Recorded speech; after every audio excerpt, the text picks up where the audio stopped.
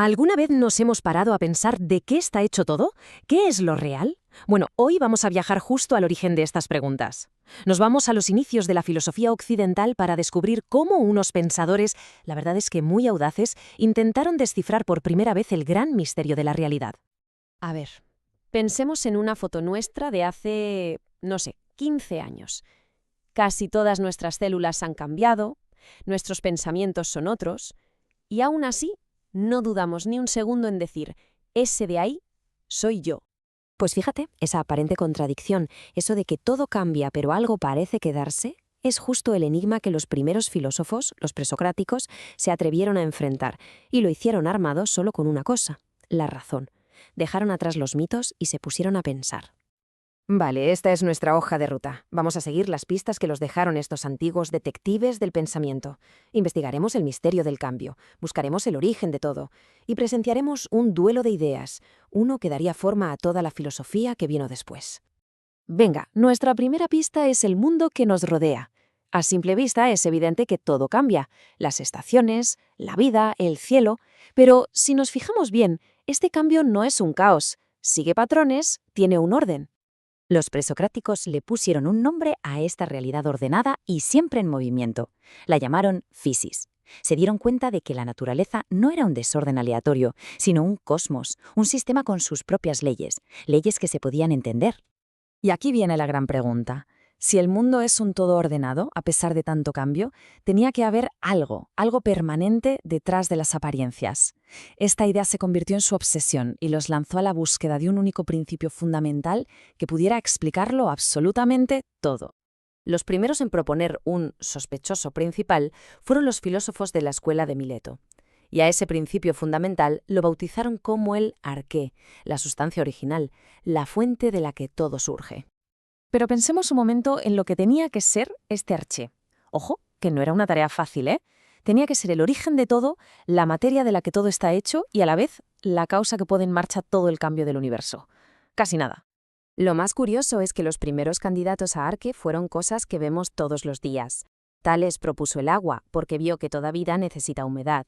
Anaximandro dio un salto brutal en la abstracción y sugirió el apeiron, algo ilimitado o indefinido.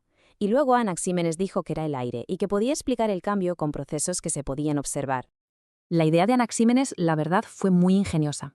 Demostró cómo una sola sustancia, el aire, podía convertirse en todo lo demás. Si se enrarecía, se volvía fuego. Si se condensaba, se volvía agua y después tierra. Era una explicación increíblemente elegante para toda la diversidad del mundo. Pero claro, entonces llegó una nueva escuela de pensamiento, los pitagóricos, y le dieron un giro radical a la investigación. Propusieron una pista que nadie se esperaba. ¿Y si la respuesta no fuera una sustancia física? Es que hicieron un descubrimiento alucinante. Se dieron cuenta de que la armonía musical, algo que sentimos, se podía explicar con simples proporciones numéricas. Y eso los llevó a una idea, revolucionaria. Si la música son matemáticas, ¿y si todo el cosmos entero estuviera construido sobre una estructura invisible de números? Para ellos, la realidad era una especie de juego de opuestos que venía de los números. Por un lado, lo limitado, que asociaban a lo impar y lo definido, y por otro, lo ilimitado, que asociaban a lo par e indefinido. Y esta visión dualista la aplicaron también al ser humano, un alma inmortal, perfecta, atrapada en un cuerpo mortal e imperfecto. Y allí es donde la investigación llega a un punto de no retorno, un auténtico clímax intelectual. Dos filósofos gigantes, Heráclito y Parménides, que ofrecieron soluciones al problema del cambio no solo diferentes, sino completamente opuestas. Un cara a cara en toda regla. Por un lado, Heráclito. Su famosa frase del río lo resume todo a la perfección. La realidad es un flujo que no para, un panta rey. Pero, y esto es súper importante, este cambio no es caótico. Está gobernado por una ley o razón universal oculta a la que él llamó el logos. Y en la esquina contraria, Parménides. Él, usando solo lógica pura, llegó a una conclusión, demoledora.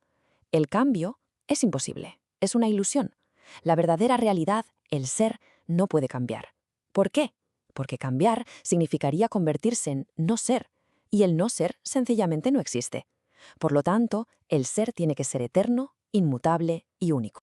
Y esto nos muestra de maravilla la crisis fundamental a la que llegaron. Heráclito confiaba en sus sentidos, que le mostraban un mundo que no paraba de cambiar.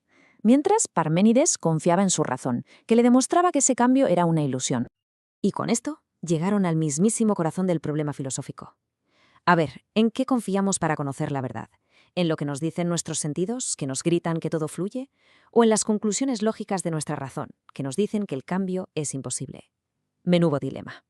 Este callejón sin salida hizo que la siguiente generación de filósofos tuviera que ser muy creativa. Son los llamados pluralistas y llegaron con una misión: intentar reconciliar lo que parecía irreconciliable. Querían salvar tanto la razón de Parménides como la experiencia de los sentidos de Heráclito. Su solución fue sinceramente brillante por lo simple que era. Se preguntaron, ¿y si los dos tuvieran razón a su manera? Propusieron que la realidad está hecha de muchos elementos que, por sí mismos, son eternos e inmutables, tal como decía Parménides. Pero el cambio que vemos es simplemente la mezcla y separación de estos elementos. Es el flujo que observó Heráclito. Y de esta idea surgieron distintas versiones, claro.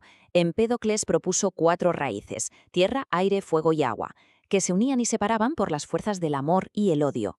Anaxágoras imaginó infinitas semillas de todas las cosas, ordenadas por una especie de mente cósmica. Y Demócrito, de una forma que suena asombrosamente moderna, teorizó que todo estaba hecho de átomos indivisibles que se movían en el vacío. Llegados a este punto, ¿cuál es el veredicto final de nuestra investigación? Pues quizá el mayor descubrimiento no fue una respuesta, sino la pregunta misma. El verdadero avance de estos pensadores no fue encontrar la solución definitiva, sino el acto revolucionario de atreverse a preguntar de una forma totalmente nueva. ¿Qué nos dejaron? Pues nada menos que el método, el paso del mito a la explicación racional. Nos dieron conceptos clave como el de Arché, o la importantísima distinción entre la apariencia, que captan los sentidos, y la realidad que busca la razón. En esencia, sentaron las bases de la ciencia y de la teoría del conocimiento, temas que a día de hoy seguimos explorando. Al final, su mayor legado fue demostrar que la herramienta más poderosa que tenemos para comprender el universo es sin duda una pregunta bien formulada: